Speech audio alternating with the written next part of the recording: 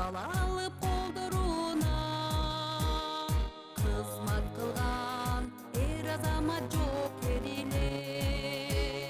бөгөт болуп душмандын жолдоруна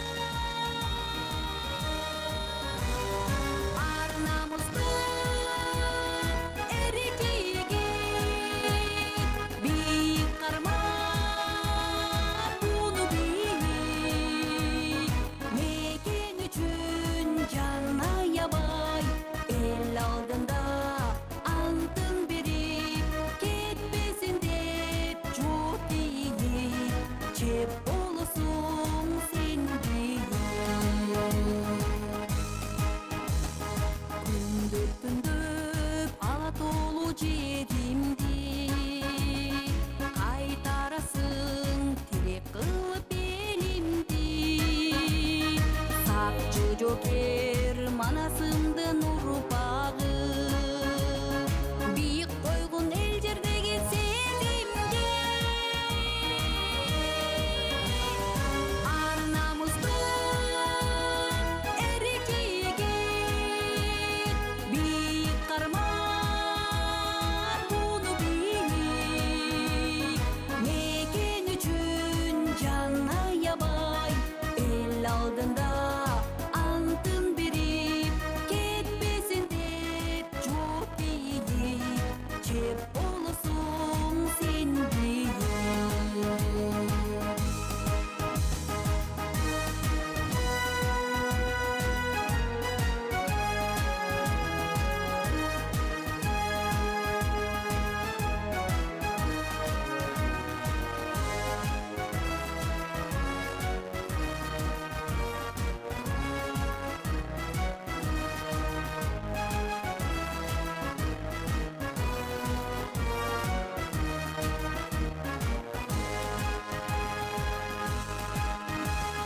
чек арачы ишеничи элимдин бар болгула өзү колдоп теңирдин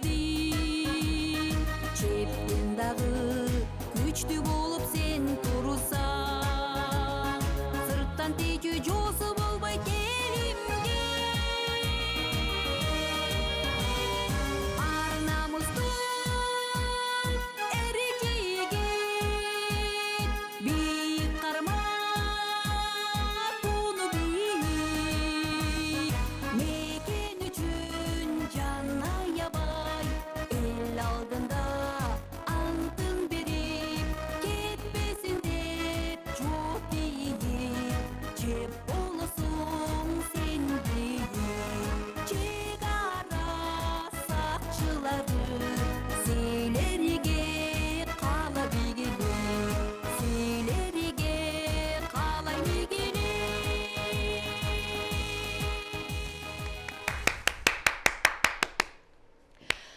Урматтуу күч түзүмдөрүнүн аскер кызматкерлери жана ошондой эле эр азаматтар, сиздерди бүгүнкү 23 февраль мекенди коргоо күнү менен чын жүрөгүмөн куттуктаймын. Ошондой эле чек ара кызматкерлеринин жалпы чек ара кызматкерлерин дагы куттуктап кетемин. Алардын үй бүлөлөрүндө ар дайым аманчылык, эсенчилик, тынччылык болсун, жергебизде тынччылык болсун, чек арабыз бекем болсун, жашообуз майлуу, сүттүү, эр азаматтарыбыз күчтүү болсун. Майрамыңыздар менен. Баракелди, бул кол чабууларды сизге арнанга даярбыз. Өзүнүн өзгөчө жагымдуу чыгармасы менен жана ошону куттуктоосу менен Улуттук коопсуздук мамлекеттик комитетинин чек ара кызматынын аскер кызматкери улук прапорщик Акак Таиева. Болду ардактуу көрөрман, сиз болсо жакыныраак келиңиз. Себеп дегенде бүгүн бизде өзгөчө күн, өзгөчө эфир деп айтууга даярмын. Себеп дегенде 23 февраль ата мекенди коргоочулардын күнүн алдын ала белгилеген турабыз. Андыктан бул эркиндиктин, намыстын, жоопкерчиликтин символу болгон өзгөчө майрамда ар бир мырза бул жөн гана үй бүлөнүн эле коргоочусу эмес, бүтүндөй мекенибиздин, эли жерибиздин коргоочусу экени анык. Андыктан жакыныраак келип биздин тайманбас эр жүрөк мырзаларды чогуу куттуктайлы. Эгерде сиздин каалоо тилектериңиз же болбосо суроолоруңуз болсо байланышка чыксаңыз болот. Кызматта болсо мен Айзада Кубанычбек кызы алдыдагы 1 саат болушунча шаңдуу, кызыктуу оюндар жана эң негизгиси биздин ата мекенди коргоочулардан эң сонун маекти өткөрүп жибербеңиз дейин дагы дароо эле биринчи коногумду тааныштырууга даярмын. Кыргыз Республикасынын куралдуу күчтөрүнүн улуттук гвардиясынын аскердик оркестрдин музыканты, таланттуу инсан сержант Абдылдаев Арстан мырза, кош келдиңиз. Чоң рахмат. Амандашып алсаңыз болот. Саламатсыздарбы? Биринчиден ушу жалпы улуттук гвардиянын жалпы аскер кызматкерлеринин атынан кыргыз элибизге, жерибизге ысык саламыбызды билдиребиз. Ар дайым жергебизде тынчтык болсун. Бир гана тынчтык мезгилинде кызмат кылып, ушундай жакшы күндөрүбүз көп болсун. Ар дайым асманыбыз ачык болсун. Сиздерге да чоң рахмат. Атайын ушу бизди негизи баягы 23 февраль, 9 майга карата эле көп ушундай эфирлерге барып калабыз чынында. Унутпайбыз да эң негизгиси. Унутпасаңыздар ошо чакырып турганыңызга рахмат. Келе жаткан майрамыбыз менен дагы бир чын жүрөктөн куттуктайм. Негизи эле бул майрамды мырзалар өзгөчө күтүшөт. Алардын арасынан сөзсүз түрдө ата мекендин коргоочулар, негизи эле сиздердин кесиптештер бул майрамга кандай даярданат, кандай өткөрөт? Буюрса 2 күн калды, даярдыктар. Чоң рахмат. Чынында баягы мен кызмат кылган жер бул өзүңөр билгендей улуттук гвардия, улуттун жүзү дегендей. Бизде ушул сөзсүз түрдө 23-үнө карата баягы жаш улан, жаш жигит кыздарыбызды баягы мекенчилдикке, атуулдукка, мекенди коргоого бир чакырык менен бизде ачык эшиктер өтүп жатат, өттү дегендей. Андан сырткары көп окуу жайларга барабыз, ар кандай иш чараларга катышып, баягы мекен коргоого бир мындай чакырык жасап дегендей, мындай кызыктырып азыркы жаштарды. Ошондой иштер менен элекпиз азырынча. Жакшы. Ал күнү белектерди күтөбүз. Эң алгач эле сизди кубандырган белек кимден болот? Жыл сайын кайталанычу. Эми чынын айтсам баягы сөзсүз түрдө жакын адамдарыбыздан болот да. Апабыз, сүйүктүү жубайыбыз, бир тууган карындаштарыбыз, ошол адамдардан мындай бир ар кандай белектер болот чынында. Мисалы үчүн эсиңизде калган белек? Эсимде калган белек азыр чынын айтсам баягы эске келбей атат. Келбей атат. Мен эстетип кетейин сизге. Биздин билишибизче, жеңебиз Корея улутунан, анан алар ушунчалык романтикага жакын келишет. Андан алардын белектери кандай болду экен деген ой келди да. Негизи жылда эле белек болчу, анан быйыл баягы келинчегим Федерация футбола деп коет. Футбол биримдигинин союзунда кызмат кылат. Азыркы учурда ошол улуттук курама команда, кыздардын улуттук курама командасы Непал өлкөсүндө бир турнирде жүрөт. Вау! Келинчегим бул жакта болбой калат го 23-үндө. Видео чалуу менен кенде. Сөзсүз түрдө. Азыр канча ал жакта саат? Адашпасам 15 мүнөт эле разница деди го. Келиңиз анда телефонду алабыз. WhatsApp'тан чалабыз. Анан алдын ала сиз 8 март менен куттуктамыш болуп турган, мага келе албай каласыңбы? Кандай болот деген сыяктуу бир аз тамашага салып көрбөйлү. Салып көрөлү. Бош болсо экен, койсун. Бош болсо экен, анда баарыбыз күтүп туралы ушул учурда. Видео звонок менен чалам башат? Жок, сиз эфирде экениңиз билдирбеңиз да, аудиодон чалып туруп, анан үнүн чоңойтуп койсоңуз. Мен сага белек камдап койдум эле, Кыргызстанда болуп каласыңбы, анан 23-үндө дагы мен сенден күтүп аткам деген сыяктуудай кылып. Аз чалып көрөлү.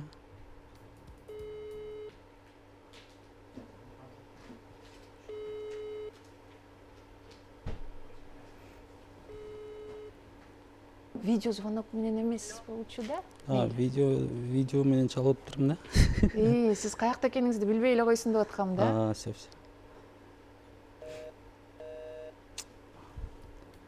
Сиз же айтып койдуңуз беле эфирде болом деп? Негизи барам деп айткам, бирок чалам деп айткан эмесмин да. Болду. Азыр кайра аудио менен чалабыз, азыр байкайбыз.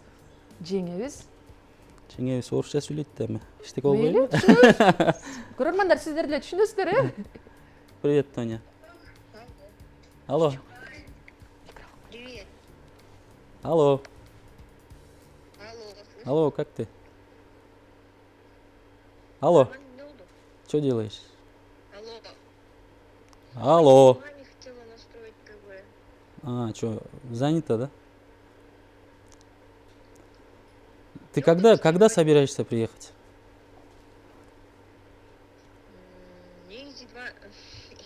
25-го утром. Просто я тебе хотел этот сюрприз сделать. Хотел Какой? точно узнать, когда ты приедешь. А? Хорошо? 25-го во сколько?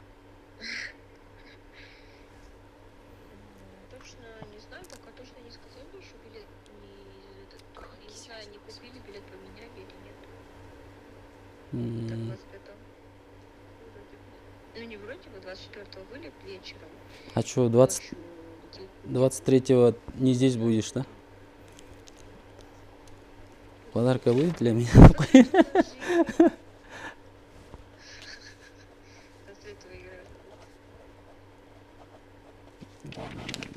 Ничего не будешь дарить? Что? Когда приеду. Как я скажу? Если не подаришь, наверное, обижусь. Каждый год жду, а то. Окей, я тебе каждый год не дарю. Я не помню, в прошлом году что дарила. В прошлом году что-то дарила.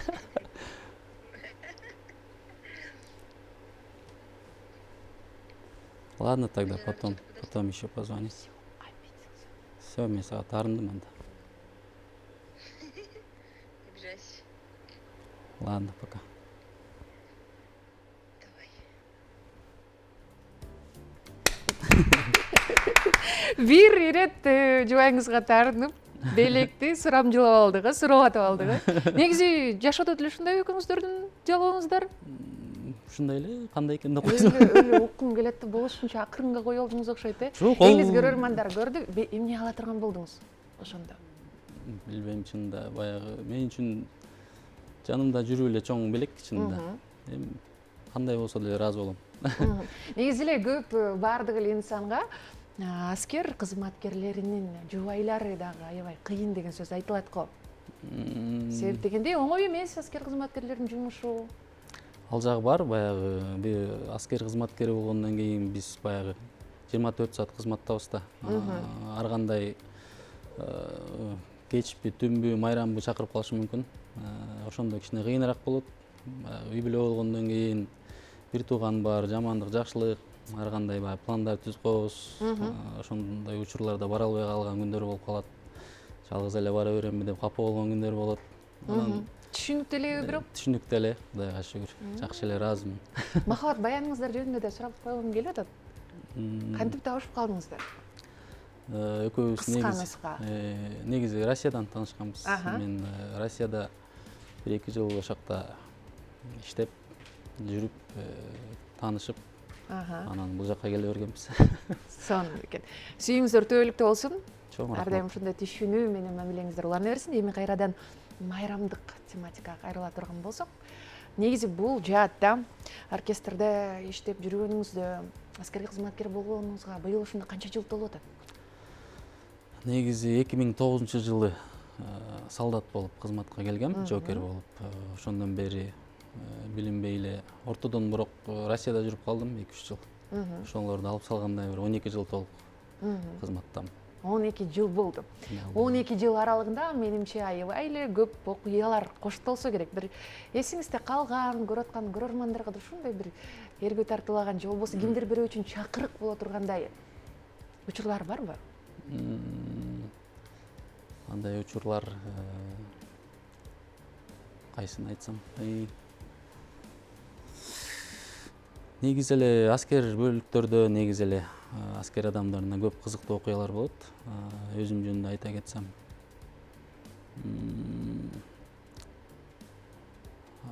баягы аскерде наряд деген болот. Эми бул менин өзүмдүн окуям эмес. Аскер бөлүктө сөз болуп жүрөт. Жалпысынан эле? Жалпысынан эле. Анан нарядда баягы балдар чарчайт. Уйкусу келип бир жокер уктап калган экен, КППда нарядда туруп. Мынтип уктап калып,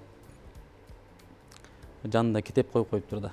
Анан баягы аскер бөлүктүн нөмөтчүсү келип калып, анан тиги ойгонуп кетип, эмне кылаарын билбей тиги көзүн ачпай туруп китептен мынтип ачып коюптур да как будто бир китеп окуп аткандай болупчу. Анан дагы бир кызыктуу окуялар көбүнчө жокерлер баягы уктап кетет да билбей эле. Эң таттуусу ушул болсо керек Уктап менимче. кетип туруп эле эмне уктап атасың десе, никак нет уктаган жокмун деп берет да, ошол мага аябай мындай таң каласың да ушундай нерселерди көрүп алып, анан ошо анан обязательно видеого тартып алып көргөзгөндөн кийин анан мойнуна алат да, ага чейин Никак нет боло берет да. ушундай дагы көп эле окуялар болот эми эстей калгандай эле. Макул, азыр эстеп туруңуз эфир Эстеп алкагында. турайын. Ага чейин негизи эле аскер кызматын өтүп атканда азыр сиз өзүңүз баштап калдыңыз. Ошо курсант кезден баштап депчи, анан эң биринчи бул эң таттуу нерсе уйку болсо керек ошол учурда. Анан дагы чогуу биргеликте өткөргөн убактар дагы эсиңиздердеби? Карта ойноп калган, шахмат ойногон, гитара кармап ырдаган. Деги эле ошол учурда сиздин фонотекаңызда, плейлистиңизде кайсы ырлар болчу эле? Анан кайсы ырды көбүрөөк ырдачыңыздар эле ошол учурда? Эми баягы биз негизи жаңы жокер болуп келдик, жаш жокерлер деп коет. Анан мен ырдаганымды деле көп балдар билчү эмес. Анан бир күнү гитара кармап отуруп калсам, бизден улуу жарым жыл эртерээк келген жокерлер көрүп калып, сен ырдайт турбайсыңбы деп. Анан гитараны алып алып, сүйлөшкөн кыздарына кээде чалдырып, эс алып отурганда көп ырдап калдым. Ошондой Сиз ошондой кызмат кылчуңуз экен да. Ошондой да учурлар болуп калган. Эми Кайсы ыр көбүрөөк ырдалчу эле, кайсы ыр көбүрөөк суралчу эле дейинчи? эми чынында баягы биздин Бекборбиев агабыздын ырларынан кээде ырдап калам. Ошонун бири Чабалекей деген ырды уруксат болсо ырдап Суранайын азыр, э? Анда ардактуу көрөрмандар, жакыныраак келиңиздер. Бул ыр сиздер үчүн жаңырсын дейли. Жалпыңыздар коштоп биз менен кошо ырдап отурсаңыз дагы болот. Ооба, баягы жокер десе эле жалаң атуулдук ырларды эле мындай элестете беребиз. Анан биз деле сүйүү жөнүндө ырдап калабыз дегендей. Биз деле сүйөбүз дейсизби? Бизде деле жүрөк бар дегендей. Келиңиз анда. Келиңиздер, анда эмесе баардык жалпы Муз каналдын көрүүчүлөрүнө жагымдуу кеч каалап, кийинки чыгарманы аткарып берейин. Жаз айы жамгыр басылбайт, жаралуу жүрөк жазылбайт. Аскадай булут баскан көңүлүм менин ачылбайт. Жалганчы жаздын демиби, азгырып сени кеттиби. Жамгырган мени таштап, жалоруп карап койбой, жаз гүлүм жалгыз кеттиңби? Эх жаным кичинекей, кайдасың бай чечекей? Амен чабалекей, амен чабалекей, учамын сени издей. Көргөнгө сени көзүм зар, айтайын деген сөзүм бар. Сактаган жүрөгүмдө арнаган сага сүйүм бар. Кантемин сенсиз өмүрдү, жамгырлуу муздак көңүлдү. Күн өлөм ушул жазда бир көрүп сүйүп калган сен деген жаш жүрөгүмдү. Эх жаным кичинекей, кайдасың бай чечекей? Амен чабалекей, амен чабалекей, учамын сени издей, учамын сени издей. Браво, жигишке 70 өнөр аздык кылат дегенде сиз тастыктап кеттиңиз окшойт. Гитараңызды койбой турбайсызбы? Ушунча баштадык, өзүңүз айтып калдыңыз, бизде дагы жүрөк бар. Бир гана Атамекенге арналган ырлар эле эмес, сүйүү ырларын деп. Азыр мындай калейдоскоп кылсак кандай дейсиз? Атамекендеги ырлардын калейдоскопун кылалы бир нечесин, анан кайрадан сүйүү ырларына келсек болот. Атамекендикти сүйүү жөндөр да бербейм, баягындар да берейин. Сүйүү жөндөр ырдагыңыз келип атат, макул анда. Жеңебиз алыс жерде, түшүнүп коюңуздар, жүрөктө сагынуу. Атуулдук ырларды аягындар да берейин, Жарайт анда. Кайсы чыгарма болсун? негизи баягы мектепте окуп жүргөндөгү бир чыгармалардан орусчада берсек эч нерсе болбойт. Ооба, англисче дардаңыз келиңиз. Негизи жубайыма дардап берип калчу элем кээде. Аха.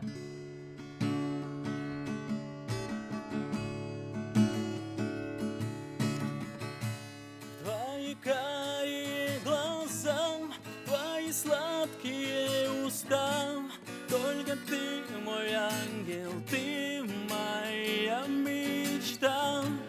Буду я тебя любить, сердцу бережно хранить, целый мир готов тебе я подарить.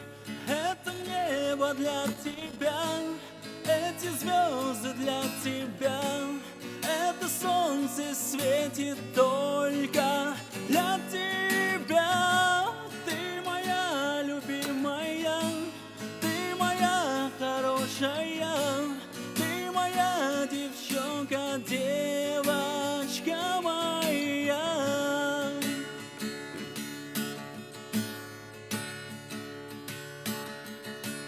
Как хочу, чтоб знала ты про тебя лишь мои сны, как реально вижу, будто в жизни я. Твои карие глаза, твои сладкие уста, только ты мой ангел, ты моя мечта. Это небо для тебя, эти звезды для тебя, это солнце светит только для тебя. Ты моя любимая, ты моя хорошая, ты моя девчонка, девочка моя.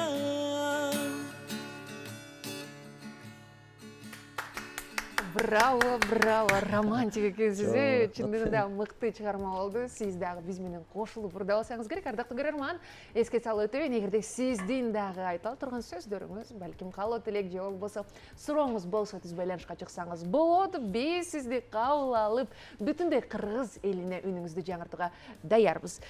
Эми жигитке 70 өнөр аздык кылат дегенди бекеринен айткан жокпуз. Сизге арналган бизде суроолорубуз бар. Викторина десек дагы болот окшойт. Кээ бирлери варианттар менен, кээ бири варианттары жок. Бирок бул сиздердин кызматыңыздар менен эле байланышкан суроолор. Даярсызбы? Аракет кылалы. Макул, анда биринчи суроо мындай. Кыргызстандын куралдуу күчтөрү кайсы жылы түзүлгөн? Варианттарын айтайынбы, же өзүңүз дароо эле жок айтасызбы? Варианттарын айтып көрүңүз. 1992, 1995 жана 2000. 92. Туура. Кийинкиси, чек ара кызматынын негизги максаты эмне? Чек ара кызматынын максаты өзү эле айтып тургандай баягы чек араны кайтаруу, Коргоо. сырткы душмандан коргоо. Сонун. Үчүнчү суроо, аскердик марштар эмне үчүн аткарылат? Аскердик марштар баягы жокерлердин кыргызча жазгандай болот. Духун Көтөрүү максатында.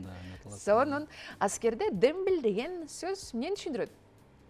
Негизи аскерде дембил деген негизи көп колдонулбайт. Баягы эски эмеден калганына байланыштуу, баягы кетип аткан жокерди дембил деп коет. Негизи бирок кандай түшүнүктү берет бул? Дембил неизбежен деп коет го, баягы бул аскерден кеткенин бул Билдирет. Ошондо кызмат мөөнөтү аяктаган жокер деген. Жокер кетип. Аха, кийинки суроо мындай экен. Кыргызстандын аскердик анты кандай сөз менен башталат? Мен Абдылдаев. Мен катардагы жокер, Абдылдаев Арстанбек Адылбекович, Кыргыз Республикасына мыйзамдарын так сактоого, аскер башчыларын жана кандай эле эстен чыгып калыптыр. Макул, эми сиз башталышын билет экенбиз. Макул, соңкусу мындай болсун, Кыргыз Республикасынын эң жогорку аскердик наамы кайсы? Азыркы учурда негизи башкы кол башчы болуп бул биздин президентибиз эсептелет.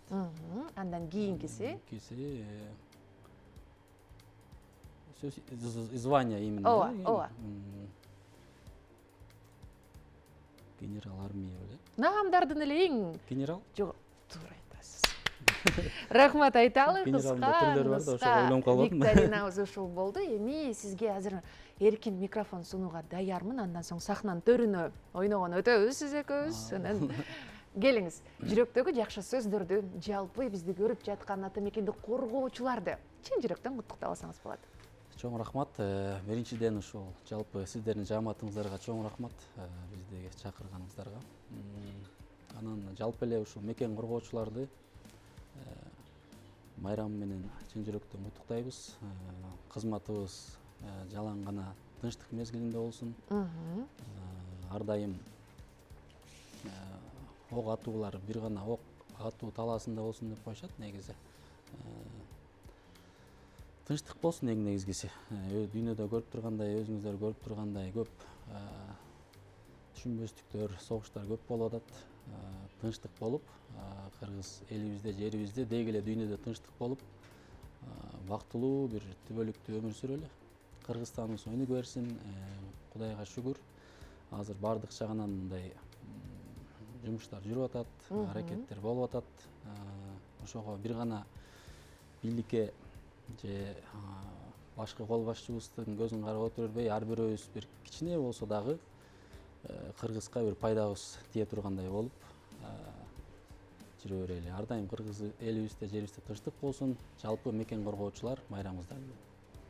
Чоң рахмат айталы. Бардык каалоо тилектер кабыл болсун. Сиздин да келе жаткан майрамыңыз менен эсте калган эң сонун күндөрдөн болсун. Келиңиз анда орундуктардан тура алда сахнаны көздөй багыт алалы. Келиңиз. Сизге даярдалган бир өзгөчө оюнубуз бар. Бул оюндун шарты эң жөнөкөй. Азыр сизге биринчи эле көзүңүздү жаап алып. Бул жакта кол сала тургандарды көрдүңүз, э? Көрдүм. Аха. Негизи буга чейин бул оюнду ойноп жүргөнсүзбү? Негизи көрүп эле жүрөм, Бирок өзүңүзчү көзүңүздү жаап алыңыз. Биринчи жолу ойногондон. Эмне болушу мүмкүн деп ойлоп атасыз? Мен билгендерден ар кандай жаныбарлар болот. Сиз өзүңүзгө ылайыктап көзүңүздү ачып алдыңыз окшойт, э? Бир аз ылдыйраак кылалы, э? Жок. Көрбөй элесизби? Жок, көргөн жок. Канчаны көргөзүп атам? Билбейм. Бунун ичинде азыр эми жана жаныбарларын айтпай эле отурайын, э? Аябай көп бир нерселер бар. Чет-четинен кармап таап кете берсеңиз болот. Жарайбы? Жаныбарлар барбы же жокпу? Азыр отуруңуз. Колуңузду салбай туруңуз.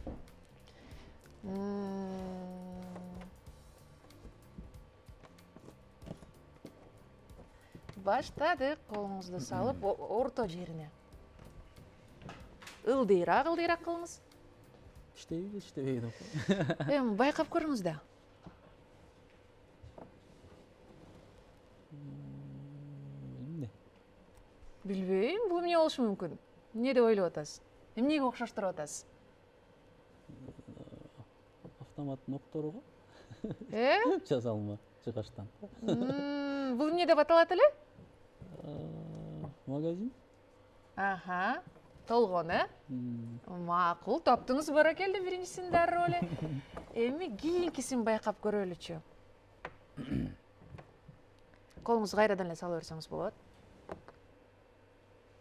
Ылдыйраак, бир аз ылдыйраак. Кыймылдатыңыз. Эмне бул?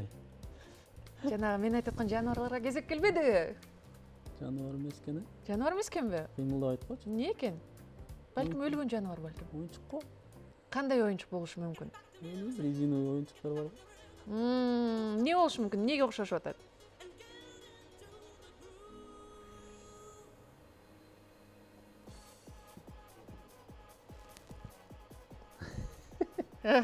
Билбейм. Оюнчук окшойт. Оюнчук, макул, оюнчук дейличи. Макул. Кийинкисин байкап көрүңүзчү, эмне болушу мүмкүн?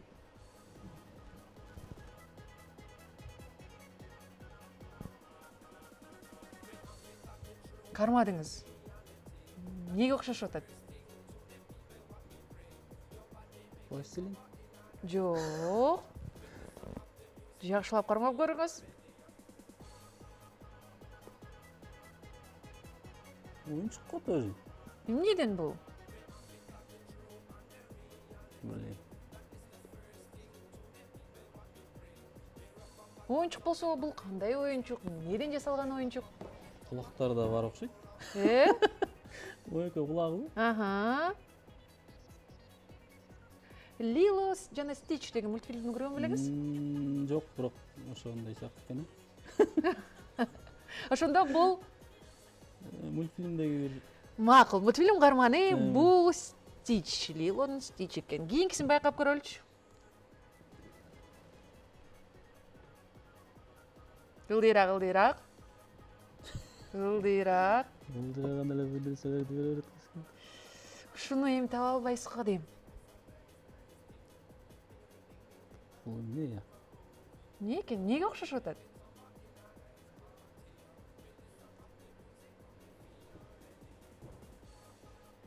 Жей турган нерсеби?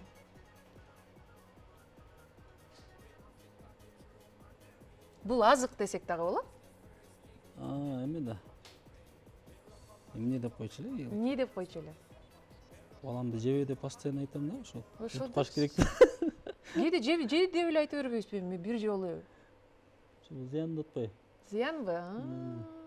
Эмне болду экен бул жей турган, Эстеңиз, 1, 2.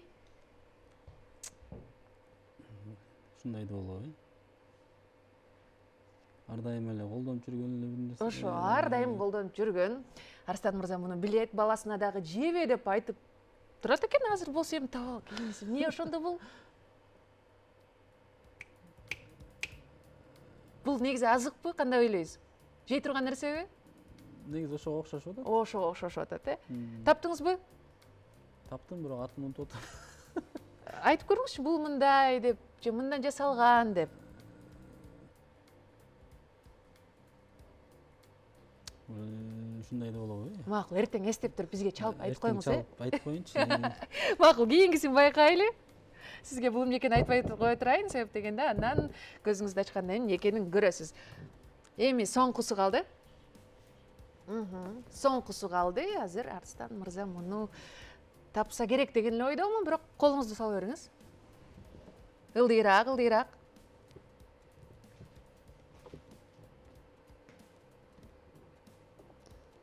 Анча резиновый жылан. Ой, дейсизби? Болгону ушул эле, желим эле жыланбы дейсизби? Макул. Туура таптыңыз. Эми көзүңүздү ачыңыз. Сиз таппай калган нерсе жей турган дал ушул болчу. Билесизби, таанысызбы муну? Бул Арстандын жана мультфильмдеги буту. Ошону аттай сизге алып келебиз Африкадан бери. Болду. Ошондо эмне экен бул? Сиз балаңызга ушуну жебе деп айтасызбы? Жок, эмне деп койчу эле? Сиз желе деп ойлодуңузбу? Ооба. Макул, анда чоң рахмат айталы. Калган оюнчуктар менен сиз тааныш эле болсоңуз керек. Бул Стичти дагы билесиз. Чоң рахмат айталы. Өзгөчө эмоцияларды, бирок негизи эле сиз эмоцияңызды байкай албай калдык окшойт, Эмоция жок экен. Ардактуу көрөрман, келиңиздер бизге жакыныраак. Дагы бир жолу Майрам, келиңиз, бул жакта туруп экөөбүз кийинки конокко дагы чакырып кылып алалы. Сизге болсо чоң рахмат келип бергениңиз үчүн. Ырларыңыз ар дайым эле жаңыра берсин. Биз сизди майрамдык эфирлерде көрүүгө даярбыз. Анан жубайыңыз 25-inde белегин сөзсүз түрдө Инстаграмга киргизип туруп ушуну алдым деп белгилеп коюңуз, Сүйлөштүкпү? Сүйлөштүк. Ардактуу көрөрман, биз болсо коштошпойбуз. Майрамдык эфир алдыга карай уланат. Ардактуу көрөрман, кыргызымдын жигиттерин бүгүн музыка телеканалы алдын ала куттуктап жатышат. Андыктан бизди көрүп аткан жалпы мырзаларды, коргоочуларыбызды келе жаткан майрамыңыздар менен биздин жашообузда ар дайым бар болуңуздар. Сиздер бар, биз ар дайым жаркыраганга даярбыз деген жакшы сөздөр менен биз эфирибизди улантабыз. Бизде болсо кийинки коногубуз бар. Кыргыз Республикасынын улуттук коопсуздук мамлекеттик комитетинин чек ара кызматчысы прапорщик Сегизбаев Бактыбек Бейшеккадырович мырза. Кош келдиңиз. Саламатсыздарбы? Кош келдик. Көргөнгө кубанычтабыз. Келе жаткан майрамыңыздар менен. Чоң рахмат. Чоң болсун, майрамыбыз бирге болсун. Дароо эле майрамдык маанайдан кеп кылыңызчы. Майрамдык маанай сен бу аталарыбыз бизге атайын ушундай майрамды, ушундай бир жеңиш күндү алып келген экен. Бул негизгиси 1918-жылы жанагы морской флот деп коет, ошонун күнүнө арналган немени кийин ушинтип жылыштырып отуруп мырзалардын майрамына айланып калган экен. Ошон үчүн мырзалардын жалпы мырзалардын келе жаткан 23 февраль ата мекенди коргоочулар күнү менен чын жүрөктөн куттуктайм. Кыргызстаныбыз тынч болсун, аманчылыкта, баарыбыз жакшылыкта жүрө берели деп үчүн. Айтканыңыз келсин. Анан дароо эле 23 февраль дегенде эле сиздерге бир башкача майрам болсо керек, өзгөчө болуп. Кандай кылып майрамдайсыздар? Кимдер менен? Же кызматта болуп калган учурлар дагы болобу? Кызматта болуп калган учурлар да болот. Кезек болуп калып же кезметке туруш керек болуп калат. Элдин коопсуздугу мойнубузда болгондуктан Ооба. ал нерсени да эске алабыз. Анан майрам учурларда өзү билектерди алабыз, жакшынакай өзүбүзгө тиешелүү. Айымдарыбыз майрамдатат, үйдө жубайларыбыз майрамдатат. Андан жылышып отуруп 8-март келет экен, анда айымдарды майрамдатат экенбиз. Ошондой бул да болсо жашообузда бир жакшы нерселер деп коем да. 8-мартты кошуп айтып калдыңыз. Негизи эле айымдар 23-ндө кандай белек берсе, бул 8-мартка болгон аракет, Аракет да. Эң сонун күн. Белек алганды жакшы көрөсүзбү же белек бергенди? Белек алганды, конечно, жакшы көрөбүз. Бергенди дагы. Жоң албаш керек, бериш керек дагы. Туура айтасыз да. Чек ара кызматчысы дегенде эле ар дайым биз улуттуу нерсени түшүнөбүз, дегенде элибиздин, жерибиздин бүтүндөй бир мамлекеттин жоопкерчилиги сиздерден башталат десек болот. Негизи эле жумушуңуздар тууралуу кыска нуска айтып өтсөңүздөр. Эми жумушубуз тууралуу айтканда биз баягы элдин коопсуздугу мойнубузда тургандан кийин, карегибизде мекен чеги тургандан кийин Кыргызстаныбыз тынч болсун деп, ошо тынч уйкуда болсун деп чекте бекем турабыз. Чептен эрдин күчү бек дейт. Ооба. Ар дайым кызматыбызды так жана сакат кыргынга кызмат кылабыз. Баракелде. Бар болуңуздар. Сиздер бар, биз эч нерседен кам санабай, жылуу үйдө олтурабыз да. Мындай кылбайлы анда. Бүгүн майрам деп аткан соң, сиздин дагы ырыңызды, сырыңызды бүтүндөй бир өлкөгө жаңыртууга даярбыз. Байкашымча аккордеонду даярдап келген экенсиз. Кайсы чыгарманы аткарасыз? Эми баягы ата мекенди коргоочулар күнү болуп аткандан кийин, баягы жеңиш убагында дагы кандай деген жоготуулар болгон, кандай деген энелер балдарын жоготкон, жолдошторун жоготкон, ушундай кандуу күндөрдө баягы эске алып, Түгөлбай Казаков агабыз бир эстелик деген бир жакшы чыгарма жазган экен. Ошол чыгарманы эми жалпы биздин аталарыбызга таазим кылып ордоп берелеми? Келиңиз, микрофонду кичине жогорулатып коелу. Кичине формага кичине ылайыксыз болуп турат, бирок аракет кылайын. Көрөрмандар жакыныраак келиңиздер дейсиз.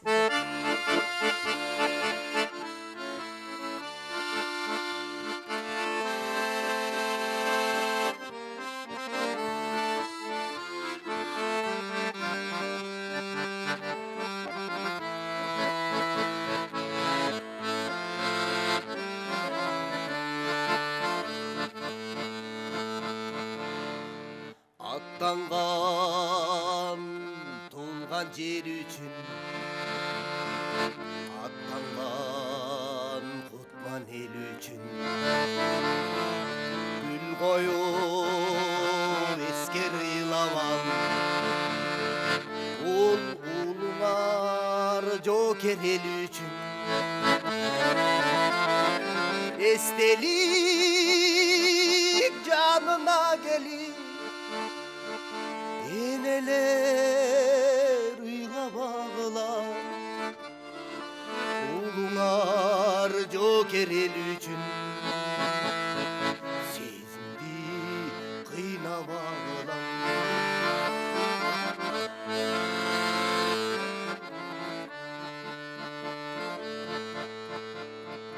Жан берип катуу кармаштан,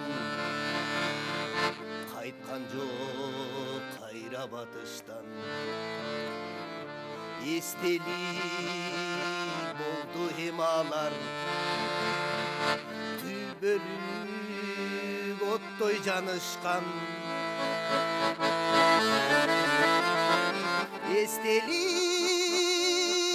жанына келип, энелер ыйлабагыла, улуңар жоокер эл үчүн, сезимди кыйнабагыла.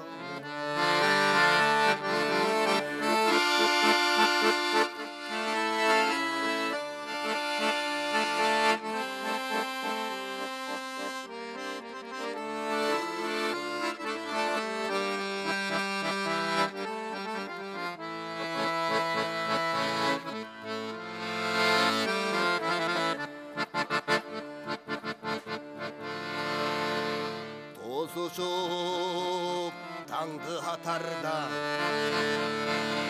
узатып күндү батарда түбөлүк тири турушат улуңар биздин катарда эстелик жанына келип энелер ыйламаган улуңар тирүү биз менен сезимди кыйнабаган эстелик жанына келип энелер ыйламаган улуңар тирүү биз менен сезимди кыйнабаган сезимди кыйнабаган. Баракелди, өзгөчө жүрөктөргө жеткен эң эле эмоционалдуу аткаруу болду. Окшойт, чоң рахмат айталы. Чындыгында бизди көрүп жаткан миллиондогон кыргыз эли дегеле дүйнө жүзүндө эч ким ыйлабасын, эч качан жоготуулар болбосун. Ал эми ар дайым чек арада кызматта болгон сиздердин кызматыңыздарга дагы бир ирет азим айтып, рахматыбызды билдирели. Келиңиз, эми бүгүн майрам дегеле ата мекенди коргоочулар жөнүндө кеп кылып атабыз. Сиздин ушул кесипти тандап жана келип калышыңыз туурасында бир аз сөз кылсак. Мен бул кесипти тандап калышым мен бала кезимден эле ушул форманы көргөндө бала кезимден ушул көчөдөн ушул формачандарды көрүп калсам же болбосо ал убакта биздин бала кезде сайыздын убагында чоңоюп калдык. Армиядан келгенде мындай бир аябай бир авторитеттүү көрүнчү да. Бир ай ошол форма чечилчү эмес. Ошону көрүп, ошонун сапкесин кийгенге кызыкчубуз. Ошентип эле ошондон бир сезимдер пайда болду окшойт. Мен да ушу мекенди коргоюн. Мен да ушу баягы Кыргызста эркектер өлгөндө ушу коргоочу төрөлдү дегендей бир сүйүнүч экен, ошондой болуп, ошол сезимдер менде орноду окшойт. Анан ошол себептен ушул кесипти тандадым. 18 жашка чыкканда эле ушу кызмат өтөдүм, катарга туруп. Бизде биринчи барганда катарга турат. Катардан кийин анан өзүнүн жол жобосу менен аскердик тартип менен өйдө эле устаптын негизинде жүрө баштайт. Ошентип отурган ушул кызматты тандап ушул кызматка акыры ушу чек арачы болуп калдым. Себеби атам да ошо убагында чек ара кызматында кызмат өтөгөн экен. Ал убакта 3 жыл кызмат өтөгөн экен. Биздин убакта 1,5 жылдык кызматты өтөдүк. Андан кийин контракт негизинде кызматыбызды өтөп, мекенге кызмат кылып, элдин коопсуздугун мойнубузга алып, берген антыбызга бекем туруп, кызматыбызды кылып атабыз. Биз билебиз, Баткен окуясында дагы сиз бар элеңиз, өзүңүздүн баатырлык, өзүңүздүн кызматыңызды мыкты аркалагансыз. Негизи эле чек арачылардын жумушунун артыкчылыгы жана кыйынчылыгы жөнүндө бир аз кеп кылып өтсөңүз. Кыйынчылыгы баягы коопсуздук, аябай элдин коопсуздугу биринчи орунда турат. Берген антыңда туура, так кызмат кылышың керек. Эми аскердик тартиптерде көп немелерди үйрөтөт, ошонун баарын туура аткарыш керек, туура кылыш керек. Анан ошондой коопсуздук нерсе болуп калганда дагы ошо аскердик тартипти таза аткарганга аракет кылыш керек. Ошо үйрөткөндөй таза кылсаң, кызматта баардык нерседе коопсуздук биринчи орунда турат да. Ошон үчүн кызмат так болуш керек, ишибизге сак болушубуз керек. Эң сан жооп болду окшойт. Айтыңызчы, азыр учурда сизди көрүп аткандар барбы? Көрүп аткандар бар. Ким көрүп атат? Келиңиз, салам айтабыз. Кыргыз эли бүт көрүп атат болуш керек. Дегенде бул каналды баардыгы көрөт эмеспи? Азыр баары жумуштан келип алып, кызматтан кийин келип алып, эс алып отуруп телевизорду коюп алышып анан көрүп отурса керек. Жакындарданчы? Жакындардан үй бүлөм көрүп атса керек, бир туугандарым көрүп атат болуш керек, атам көрүп атат болуш керек, айылда Өскөлдө. Ата майрамыңыз менен деп эфирден пайдаланып айтып кетейин. Айтыңыз, келиңиз, узагыраак эле айтыңыз да. Атамдын ошо майрам менен куттуктап кетейин. Аты жөнүн айтыңыз. Атам Өскөл областынын Тоң районуна караштуу Коңур Өлөң деген айылда, азыр ошо айылда өзү ардактуу эс алууда. Атабыз Сегизбаев Бейшакадыр атабыз менин атам. Мен атам ушундай тарбияны берген, мага ушинтип тарбия кылып өстүргөн, элдин уулу болду өстүргөн. Балам алтын алба, алкыш ал деген. Ошон үчүн мен алкышка татыган бала болоюн деп жүрөм. Атама жетпесем дагы атанын уулу болуп жүрөйүн. Сонун сөздөр айтылганда ушул сөздөрдөн соң жалпы сиздерди көрүп жаткан бардык кыргызымдын тайманбас жигиттерин куттуктап келген кыргыз эстрадасын жаркыраган жылдызы, ажарлуусу, сулуусу жана сүйкүмдүү үндүн ээси Сайкал Садыбакасова жалпыңыздар үчүн ыр арнасын.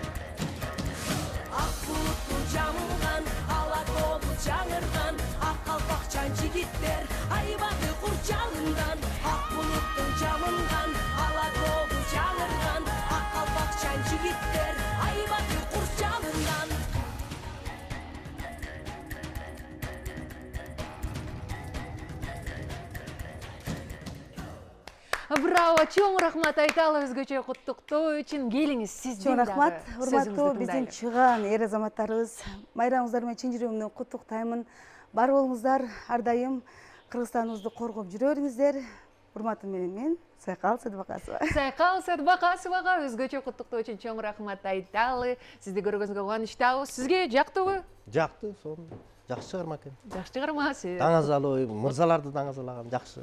Негизи өзүңүз кандай ырларга көбүрөөк жакынсыз? Биз да ошо баягы патриоттук ырларга көбүрөөк жакынбыз да. Мындай Мекенди, сүйүү- элди сүйүү, эми сүйүү деле болот лирика, конечно. Ал болбосо жашоо болбойт деген. Ооба. Биринчиден баягы мындай патриотизмди, мындай атуулдук сезимди ойгото турган ырлар экен да, жакшы. Негизи жан дүйнөңүздө жашаган бир лирикадан азыр бир аз ырдап өтсөңүз болобу? Жан дүйнөмдө жашаган лирикалардан өзүмдүн лирикаларыман жок болуш керек эми аткаруучу. О, аткарып жүргөн ырларыңыздан деген. Муну мен аткарып берсем болот да. Мейли эми. Мен өзүм баягы Асанкали Ырысбай аталарыбыздын ырларынан, огондорунан, лирикаларына жакынмын. Ошол себептен ошол Ырысбай Абдыкадыровдун бир жакшы чыгармасынан бир ырдап берейин. Келиңиз анда.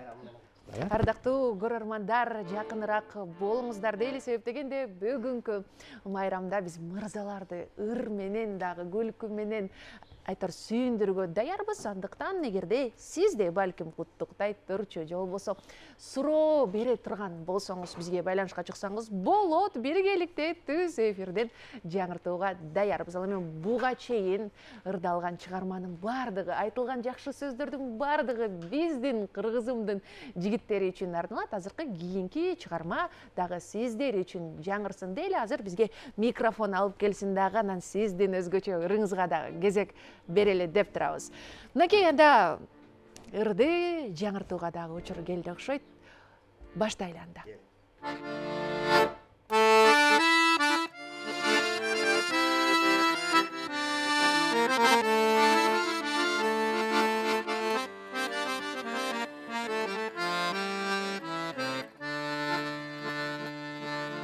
Gülüm günüm gümüşteyim hayday.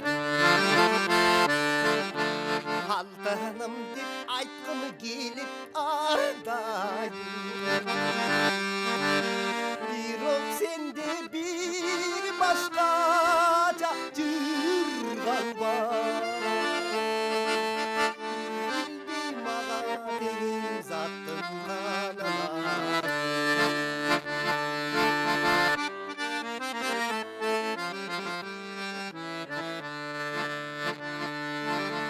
Bazı çıkmaz oşolu senin cırganın. Bacırayıp gülümsürüp durganın. Oşol senin cırganına gedin. O kara göz kanda yaylattılar.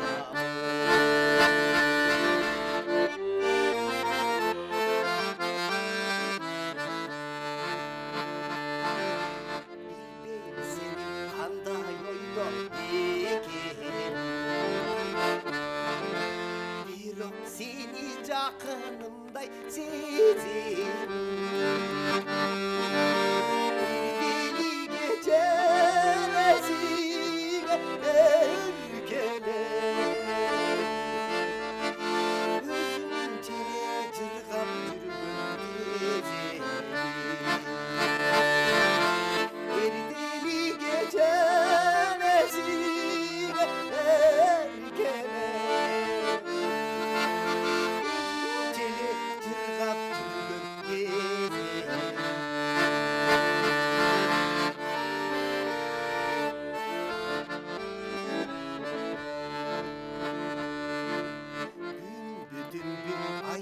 Sensin o bana. Gülüm koysan kuşunu çalıp kumanam. Siz bittirsin ben kuşum aman. Sizleri koysun doyurup duranam. Siz bittirsin ben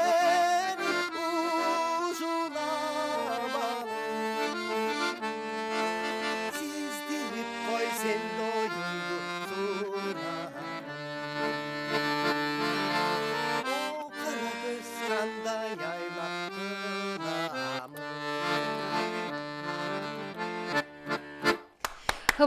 Баракелде чындыгында сыртыңыздардан мындай кооптуу көрүнгөнмөн жүрөгүңүздөрдө ар дайым эле жумшак лирика бар экен. Сизге чоң рахмат айталы. Дагы бир жолу келе жаткан майрамыңыздар менен жалпы чек ара кызматкерлерин, ата мекенди коргоочуларга ушунчалык кооптуу жумушту аткарып элибиздин тынчтыкта жашашын сиздер куруп берип жатасыздар. Андыктан алкышыбызды дагы бир ирет айталы дагы биз сизди кол чабуулар менен узатабыз. Ардактуу көрөрман, жалпы кыргызымдын мырзалары келе жаткан майрамыңыздар менен жүрөгүңүздөрдө бир гана тынчтык, үй бүлөңүздөрдө шаңдуу нотанын музыкасы жаңырып турсун. Ар дайым музыканын мыктысын тартуулаган сүйүктүү телеканалыңыз Музыкада. Бул майрамдык эфир болду. Кызмат болгон мен Айзада Кубанычбек кызы. Жалпыңыздарга кутман кеч каалайм.